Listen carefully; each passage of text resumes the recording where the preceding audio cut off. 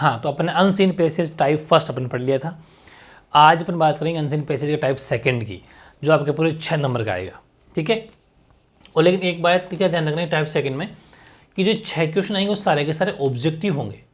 Objective का मतलब आपके ऑप्शन इसके अंदर आएंगे, तो ये बड़ा बेनिफिट है कि मोस्टली आंसर आपके सामने ही है, बस टिक ही करना है। तो मतलब ये तो 6 में से 6 आपके आ जाने चाहिए, करना कुछ भी नहीं है, बस सिंपल वही सिस्टम है, सेम टू सेम। जो मैंने कुछ बातें ध्यान में रखनी थी वो तो आपने पहले में समझ ली टाइप फर्स्ट में, बस वो उन्हीं बातों को यहाँ पर दोहराना है। तो वो बार बार मैं लिखा नहीं है, सीधे अपन पैसेज लेंगे।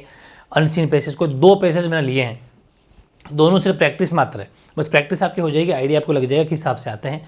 बाकी अनसीन है, कोई मोस्ट इसमें होता नहीं है। जैसे कि अपन लिया ये कि क्वेश्चन ये आएगा कि read the passage given below and answer the questions that follow. एक पैसेज जैसे लिया अपन ने, क्या करना है, सबसे पहले बड़े अच्छे ढंग से पढ़ना है। हालांकि अभी तो मैंने इसकी हिंदी भी साथ में लिख दी है, वहाँ पर आपको हिंदी आएगी नहीं, आपको हिंदी करनी है मन से। कि during our growing up years we as children were taught both at home and school to worship the photos and idols of the gods of our respective religion. यानी कि हमारे बड़े होने के वर्षों के दौरान हमें बच्चों के रूप में सिखाया गया था कि घर और स्कूल दोनों में अपने अपने धर्मों के देवताओं की तस्वीरों और मूर्तियों की पूजा करना, ये हम सब जानते हैं। हम जिस भी धर्म से, जैसे ड्यूरिंग आवर ग्रोइंग अप, मतलब जब हम बड़े हो रहे थे उस टाइम पर ये सभी बच्चों को घरों में ये सब सिखाया जाता था स्कूल के अंदर, ठीक है ना। फिर when we grow a little older we are to read holy books like the Bhagavad Gita है, बाइबल है, कुरान है। We were told that there are a lot of life lessons to be learn from these holy books. सही बात है, ये सब जो भगवद गीता है, कुरान है, बाइबल है, इन सब से, ये सब होली बुक है, मतलब ये सब पवित्र ग्रंथ है, इन सब से हम अलग अलग धर्मों के बारे में जानकारी लेते हैं, ठीक है। और we were then introduce to stories from our mythologies which taught us about ethics and morality, what is good and what is bad. और इनसे हम ये भी पता चलता है कि कौन अच्छा है कौन बुरा है, वो इनको पढ़ने से हमें ये पता चलता है। I also learn to be respectful towards my parents who, थोड़ा सा इधर खिसका देते हैं अपने ना, तो आपको दिखने में ईजी रहेगा। ये रहा, who made my life comfortable with their hard work and love and care, and my teachers who guided me to become a good student and a responsible citizen। बहुत ईजी है ना, आराम समझ में आ रहा होगा कि ये हो गया कि मैंने अपने माता पिता के प्रति सम्मान करना भी इन्हीं ग्रंथ, भाई ये सब बातें ग्रंथों में लिखी हुई है कि हमें बड़ों की रिस्पेक्ट करनी चाहिए, माता पिता के आदर करना चाहिए, टीचर्स की रिस्पेक्ट करनी चाहिए। ये सब मैंने अपनी कड़ी मेहनत और प्यार और देखभाल से मेरे जीवन को आरामदायक बनाया, और मेरे शिक्षक जिन्होंने मुझे एक अच्छा छात्र और एक जिम्मेदार नागरिक बनाने के लिए हमें मार्गदर्शन दिया, यानी कि मुझे गाइडेंस किया। ये पूरी की पूरी लाइन है, यहाँ पर देखो लिखा है, teacher who guided me to become a good student and responsible citizen. अगला, much late in life I realize that though we learn much from our respective holy books, there is a lot to learn from our surroundings. This realization dawned upon me when I learned to inquire everything around us, the sun, the moon, the star, rain, river, stones, rocks, bird, plants, animals teach us many valuable life lessons। यानी कि जीवन में मैं बहुत बाद में मैंने महसूस किया कि हम अपने संबंधित पवित्र ग्रंथों जैसे कि कुछ सीखते हैं, हमारे होली पवित्र ग्रंथ जो भी हो, किसी भी धर्म के, सभी से हमको बहुत अच्छी अच्छी बातें लिखी होती है उसके अंदर, लेकिन हमारे परिवेश में बहुत कुछ सीखने को मिलता है। ये एहसास मुझे तब हुआ जब मैंने पूछताछ करना सीखा। हमारे चारों ओर सब कुछ, सूरज, चांद, तारे, बारिश, नदियाँ, पत्थर, चट्टानें, पक्षी, पौधे, जानवर हमें जीवन के कई मूल्यवान पाठ पढ़ाते हैं। बहुत ईजी है। अगला, no wonder that besides the scriptures too in many culture nature is also worshipped. बिल्कुल सही बात है, ये कोई आश्चर्य नो वंडर, ये कोई आश्चर्य नहीं है कि संस्कृतियों में शास्त्रों के अलावा प्रकृति की पूजा भी की जाती है। बिल्कुल सही बात है, हमें यहाँ पर बहुत सारे पेड़ पौधों की पूजा करते हैं, आपको पता ही, चाहे वो पीपल हो चाहे वो नीम हो, ठीक है, ये सब हो जाएगा। The message that we get is to save our environment and maintain ecological balance. बिल्कुल सही बात है, ये सब क्यों एक मैसेज संदेश जाता है कि पेड़ पौधे कितने इंपॉर्टेंट है, खिचड़ी की भी पूजा होती है, ये सब बातें हैं। People are told to live in harmony with nature and recognize that there is God all aspects of nature. इसलिए प्रकृति के सद्भाव और रहने की पहचान की शिक्षा दी जाती है कि प्रकृति के सभी पहलू में हम ईश्वर हैं। सभी मतलब ये है कि प्रकृति की हर जगह जीव है, भगवान निवास करते हैं, इसलिए हम प्रकृति को बचा के रखना चाहिए। Nature is a great teacher, प्रकृति एक महान शिक्षक है। रिवर नेवर स्टॉप्स फ्लोइंग, ठीक है, जैसे कि एक नदी कभी बहना बंद नहीं करती। if it finds an obstacle in its way in the form of heavy rock, the river water fly to remove it from its path or finds an alternative path to move ahead. This teaches us to be progressive in life and keep the fighting spirit alive. मतलब कि जैसे यदि अपने उस रास्ते में कोई भारी चट्टान के रूप में बाधा नहीं मिलती ना, जब तक नदी पर रास्ता नहीं बदलती, आपको पता है ना, तो नदी का पानी उसे अपने रास्ते से हटाने के लिए लड़ता है या आगे बढ़ने की कोई वैकल्पिक रास्ता खोजता है।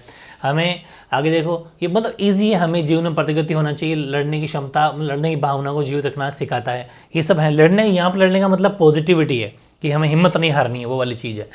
Snakes are worshipped as they eat insects in a field that can hurt our crops, thus protecting the grains for us. In fact, whatever we worshipped is our helper and makes our lives easy for us. There are many such examples in nature, but we are not ready to learn a lesson. Overcome with greed, we are destroying nature. यानी कि हमें बहुत कुछ इसमें nature को बचाने के लिए बहुत कुछ है, जीवन आसान बनाता है। कुदरत में ऐसे कई उदाहरण हैं, लेकिन हम सब जो है सीखने को तैयार नहीं है, हम रेडी नहीं है कि हम नेचर को बचाना चाहिए, जबकि नेचर हमारे लिए गॉड की तरह है। As a result we face, इसीलिए हम नेचुरल डिजास्टर यानी कि जो प्राकृतिक आपदाएं हैं, लाइक ड्रॉट्स हो गया, फ्लड हो गया, मतलब ये जो मतलब कि जैसे अकाल हो गया, बाढ़ हो गई, लैंडस्लाइड्स, ये सब हो गया ना, सूखा, बाढ़, भूस्खलन, ये सब हम देखते हैं।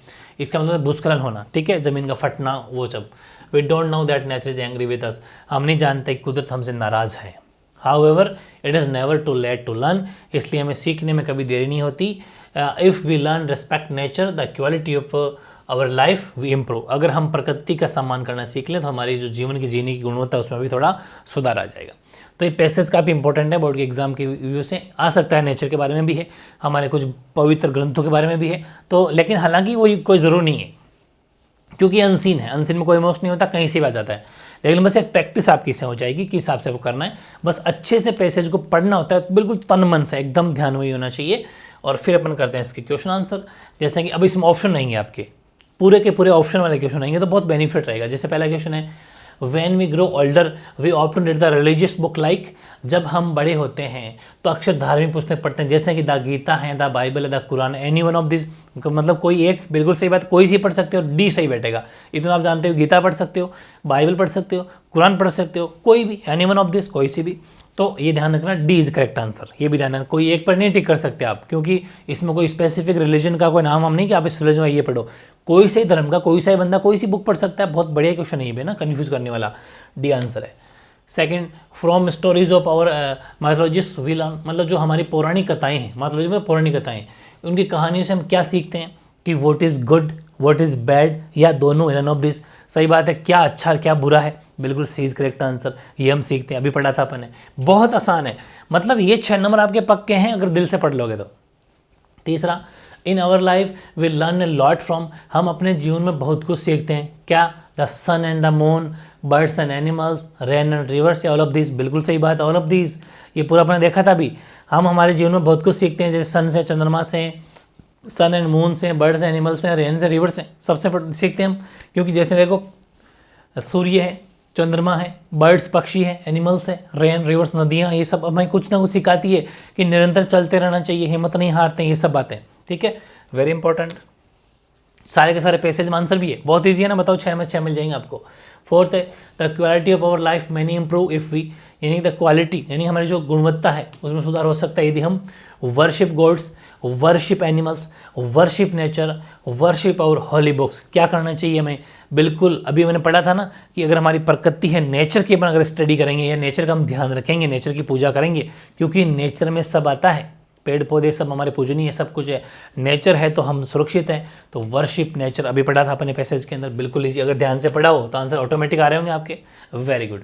चूज द ऑपोजिट, अब ये 2 क्वेश्चन ऐसे होते हैं, किसी में ऑपोजिट पूछा जा सकता है, किसी में एंटोनिम पूछा जा सकता है, किसी में सिमिलर पूछा जा सकता है, कोई भी सिनोनिम, यानी कि चूज द ऑपोजिट। अभी पूछा, विलोम शब्द पूछा इसका कि ऑपोजिट हेट का, हेट का मतलब होता है घृणा, है ना, हेट का क्या मतलब होता है, घृणा करना, कहते हैं ना आई हेट यू, वो उल्टा लव क्या लव हो जाएगा, तो C is the correct answer. यानी कि आई हेट या मतलब हो गया कि मैं आपसे घृणा करता हूँ, वही प्यार हो जाएगा तो आई लव यू हो जाएगा, मतलब लव हो जाएगा, तो C is the correct answer. Hate का उल्टा वैसे भी लव होता है, लव का उल्टा हेट होता है, अगर ये लाइक होता डिसलाइक हो जाता, ये सब ईजी है तो ध्यान रखना। और ये केयर है तो वहाँ पर डोंट केयर भी हो जाता, वो भी ठीक है। छठा, choose the synonym for something that you can use instead of something else, कुछ ऐसा जो आप किसी और के बजाय उपयोग कर सकते हैं के लिए, मतलब हालांकि हिंदी वहाँ पर होगी नहीं, हिंदी पे ज़्यादा फोकस मत करना, आपको सिर्फ सीखना है। Something that you can use instead of something else, मतलब किसी दूसरे की जगह आप किसी के बजाय कोई दूसरा ऑल्टरनेटिव या अल्ट्रेशन या ऑल्टरनेटर या जैसे होता है ना कि अपन डेली टेस्ट नहीं लेंगे, ऑल्टरनेटिव डेज में टेस्ट लेंगे, मतलब एक दिन छोड़ के, या फिर उसकी जगह हमारे पास में एक ऑप्शन और है, मतलब ऑल्टरनेटिव। तो ध्यान रखना, ऑल्टरनेटिव का मतलब होता है वैकल्पिक ऑप्शन।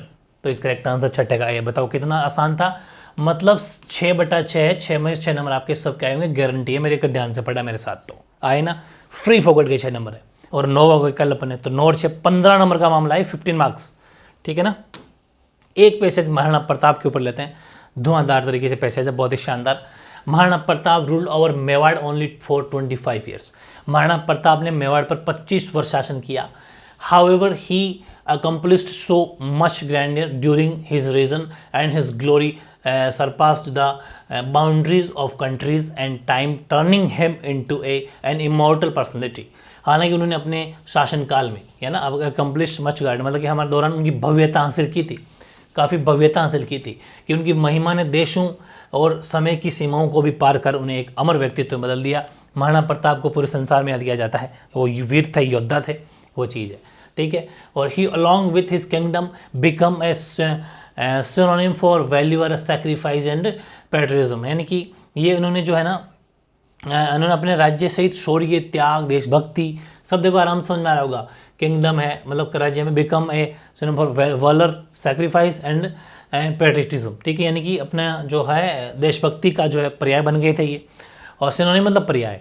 और महाराणा प्रताप के सिंहासन पर बैठने से पहले ही मेवाड़ एक प्रमुख राजपूत साम्राज्य रहा था, ठीक है, यानी कि अपन यहाँ से देखें कि Mewar had been a leading Rajput kingdom even before Maharana Pratap occupied the throne, और kings of Mewar with the cooperation of their nobles and subject had established such tradition in kingdom as augmented their magnificence despite the हो जाएगा वो जगह, despite the hurdles of having a smaller area under their command and less population, ठीक है। हालांकि मेवाड़ के राजाओं ने रईसों और प्रजा के सहयोग से राज्य में ऐसी परंपराएं स्थापित, कुछ ट्रेडिशंस है ना, ट्रेडिशनल कुछ ऐसी बातें मतलब स्थापित की थी जिससे उनके नियंत्रण में छोटा क्षेत्र और कम जनसंख्या होने की बाधाओं के बावजूद वैभव हुई, वृद्धि हुई उन्हें, यानी कि कुछ प्रॉब्लम्स बाधाएं इनकी आई थी, फिर भी वीर बने, ये वैभव कहलाए।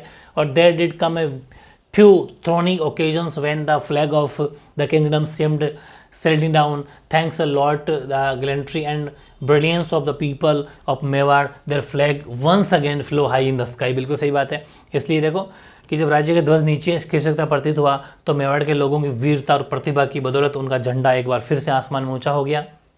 देख लो भाई, their flag once again flow high in the sky, मतलब और ऊंचा हो गया। और फिर है the destiny of Mewar was good in the sense there barring a few kings, most of the rulers were competent and patriotic, यानी कि मेवाड़ का भाग्य इस मायने में अच्छा था कि कुछ राजाओं को छोड़कर अधिकांश शासक है ना वो सक्षम थे और देखभाल करने वाले थे, मतलब ठीक थे राजा। ऐसी बात नहीं है कि राजा वो थे, सारे के सारे वीर थे, काफ़ी अच्छे थे, कोई 2-4 को छोड़ दिया जाए तो, ठीक है। और this glorious tradition of the kingdom almost continue for 1500 years, ठीक है, since its establishment right from the region of Bapa Rawal, ठीक है। बापा रावल के बारे में आपने सुना होगा, अपने क्लास 10 में बहुत कुछ पढ़ा था। यानी कि गौरवशाली परंपरा अपने स्थान में 1500 वर्षों तक रही। वास्तव महाराणा प्रताप से केवल 60 वर्ष पूर्व राणा सांगा ने स्वयं को यश के शिखर पर पहुँचाया था। यहाँ से पढ़ेंगे अपन, यहाँ से हाँ, कि in fact only 60 years before Maharana Pratap Rana Sanga lifted the kingdom for principal of fame, है ना। राणा सांगा आपने देखा होगा, वीर, वो जिनका एक बदन मतलब वो जो है मतलब डैमेज था, उसके बावजूद शरीर 80 युद्ध लड़े, मतलब चलते ही वो कहते हैं ना कि लड़ाई बस थोड़ा सा होश आए फिर लड़ाई, शरीर के ऊपर बहुत ज़्यादा घाव हो गए थे, फिर उसके बावजूद हिम्मत रखी। तो राणा सांगा वाली स्टोरी अपने पढ़ रखी है। इस reputation went beyond Rajasthan this Delhi, बिल्कुल सही बात, दिल्ली और राजस्थान में भी इनके चर्चा है। 2 generation before him Rana Kumbha and given, Rana Kumbha का भी ज़बरदस्त नाम है, कभी राजस्थान और हिस्ट्री पढ़ेंगे और मज़ा आ जाएगा। इनके वीर गाथाएँ जब सुनोगे तो मतलब बहुत इतिहास पढ़ने में इंटरेस्ट आता है। New stature of the kingdom through victorious and development work during his region, literature and art, बिल्कुल सही बात है। इनके जो है ना एक्स्ट्राऑर्डिनरी, ये सब प्रोग्रेस एक्स्ट्राऑर्डिनरी। मतलब इनके टाइम में लिटरेचर और मतलब साहित्य और कला का भी ज़बरदस्त तरीके से निर्माण हुआ था इनकी टाइम में, क्योंकि जो राजा अच्छा होगा वो अच्छे अच्छे अपने वहाँ पर रखेगा, दरबार के अंदर विद्वान रखेंगे, जिससे आर्ट और कल्चर जो है वो अच्छी ग्रोथ करे। Rana himself was interested towards writing and his works are read with reference even today. बिल्कुल सही बात है, उनके शासनकाल में ये तो हो गया अपने कि राणा स्वयं लेखन के प्रति रुचि रखते थे और उनके कार्यों को आज भी श्रद्धा के तौर पर पढ़ा जाता है। जो भी उन्होंने लिखा वो आज भी लोग पढ़ते हैं और इवन टुडे। तो the ambitious of his kingdom was conducive to the creation high quality work to art and literature. बिल्कुल सही बात है, उसके राज्य का वातावरण कला और साहित्य के उच्च कोटि कार्यों के लिए सर्जन किया जाता था, मतलब अनुकूल था।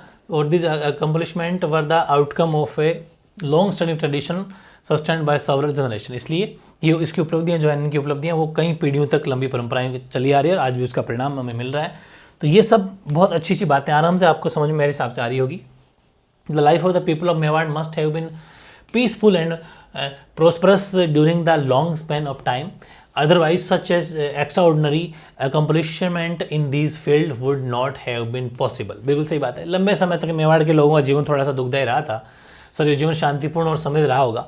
अन्यथा इन क्षेत्रों में ऐसी पीसफुल था वो, शांतिपूर्ण है ना, दुखदायी नहीं रहता, अच्छा ही रहता, शांतिपूर्ण। अन्यथा इन क्षेत्रों में ऐसी असाधारण उपलब्धि संभव नहीं होती, ठीक है। और ये उनकी कला और साहित्य के साथ साथ उनके प्रेमपूर्ण स्वभाव में भी परिलक्षित होती है। इनके टाइम पर काफ़ी शांति भी रही थी, उसके बाद में युद्ध वगैरह हुए थे। और this is the reflected in their art and literature as well as their loving nature. बिल्कुल सही बात है। और आर्ट और लिटरेचर के अंदर जब भी विकास डेवलपमेंट होता है, जब वहाँ पर शांति रही। अगर शांति नहीं रहेगी तो फिर आर्ट और लिटरेचर पढ़ने को या बनाने को, लिखने को टाइम कब मिलेगा। तो इसका मतलब ये, अगर मेवाड़ के अंदर लिटरेचर आर्ट इतना अच्छा मिल रहा है, इसका मतलब थोड़ी बहुत शांति वहाँ पर काफ़ी दिनों तक रही होगी। They compensate for lack of admirable physique by their firm but pleasant nature. बिल्कुल सही बात है, प्रशंसनीय काया की कमी की भरपाई हुए अपने दृढ़ लेकिन सुगध स्वभाव से हैं। The amens of Mewar remains lovely thanks to the अपन इसको बोल सकते हैं चीयरफुल, ठीक है, चीयरफुल है, थोड़ा सी देखिए इसका लेंगे इसको, cheerful and liberal character of its people. Mewar का वातावरण यहाँ के लोगों के लिए हंसमुख था, उदार चरित्र के कारण प्यारा बना हुआ है और बहुत ही अच्छे लोग होते हैं, मेवाड़ के वीर होते हैं। Ruins of many structures which are still standing tall in their grandeur are testimony to the fact that Mewad was not only the land of the brave but also a seat of art and culture। बिल्कुल सही बात है, कई संरचनाओं के खंडर हो गए, हालांकि काफ़ी भूखंड बिखर गए हैं, टूट बिखर गए, लेकिन फिर भी अभी अपनी भव्यता में ऊंचे ऊंचे खड़े हैं। इन बात के प्रमाण है कि मेवाड़ न केवल बहादुरों की भूमि है, देख लो भाई, है ना, कि in fact Mewar was not only the land of brave, बहादुरों की, सिर्फ बहादुरों की नहीं है बल्कि कला और संस्कृति की भी एक सीट थी वो, ठीक है। तो ये हो गया अपना। और इमेजिन, कल्पना कीजिए कि how glorious the period must have been when the Vijay Stambh which is the glorious example of our great ancient architecture even today was constructed. अब एक कल्पना कीजिए कि वह काल कितना गौरवशाली रहा होगा जब विजय स्तंभ जो है आज भी खड़ा है, उसका महान प्राचीन वास्तुकला का गौरवशाली उदाहरण है, इसका निर्माण किया होगा। तो ये इंपॉर्टेंट चीज़ है, आराम से समझ में आ रही होगी। अब कुछ क्वेश्चन ले लेते हैं अपन, जो इसके 6 क्वेश्चन है। महाराणा प्रताप वो is the best example of, Maharana Pratap इसका सबसे बेस्ट उदाहरण है सेक्रीफाइस के लिए या पेट्रियटिज्म के लिए या ब्रेवनेस के लिए या ऑल ऑफ द एबव। मेरे हिसाब से आप समझ गए होंगे, महाराणा प्रताप ब्रेव भी थे, महाराणा प्रताप सेक्रीफाइस करने वाले भी थे और पेट्रियट देशभक्ति भी थी। बिल्कुल all of the above Maharana Pratap के लिए सारी बातें सही है, D is the correct answer.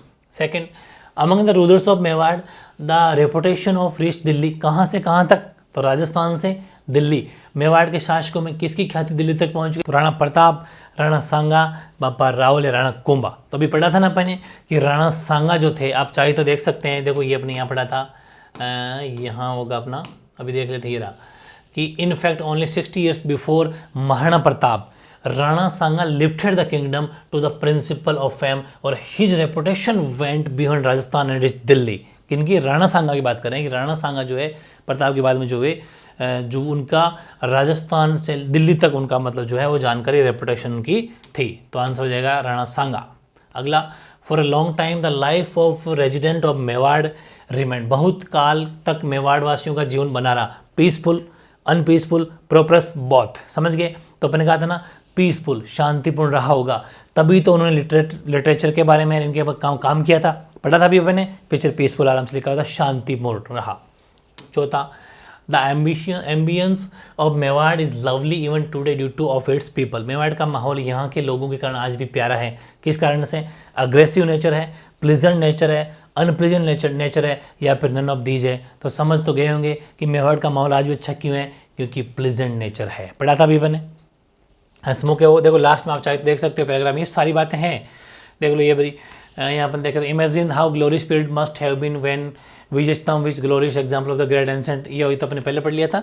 और मतलब इसके अंदर सारी बातें होगी। हाँ ये रहा कि they comment for lack of amber physique for their form of pleasant the image of Mewar remains lovely thanks to such cheerful and liberal character of its people. ठीक है, तो मतलब ऑप्शन के अकॉर्डिंग वो एज इट इज वर्ड तो नहीं है, लेकिन प्लीजेंट नेचर है, मतलब एक खुशी वाला माहौल, एक अपनी इच्छा वाला नेचर है, बहुत ज़्यादा इंपॉर्टेंट।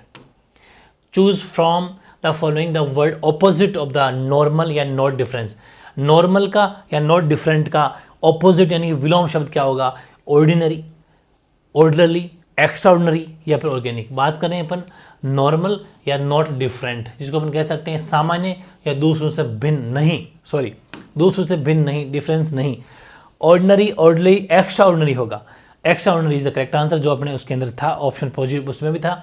तो एक्स्ट्राऑर्डिनरी का एक तो एक्स्ट्राऑर्डिनरी मतलब सामान्य से बाहर, असामान्य जिसको अपन कह सकते हैं। एक होता है सामान्य मतलब जिसको अपन कहते हैं ऑर्डिनरी, सामान्य, सिंपल। लेकिन ये है एक्स्ट्रा ऑर्डिनरी, मतलब कहते हैं सामान्य नहीं है बात, ये सामान्य बात नहीं है, असामान्य बात है, मतलब एक्स्ट्रा ऑर्डिनरी। अगला देखते हैं अपन छठा, choose from the following the similar word for result of effect on action और एन इवेंट। यानी कि ध्यान रखना सिमिलर वर्ड देखना है अपन को, वो तो ऑपोजिट ढूंढा था अपने अभी अपने, अब सिमिलर मतलब उस जैसा, समानता वाला।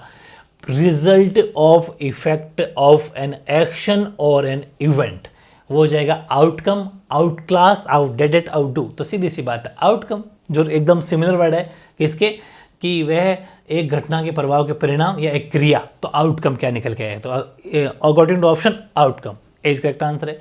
इसमें भी 6/6 आंसर आपके।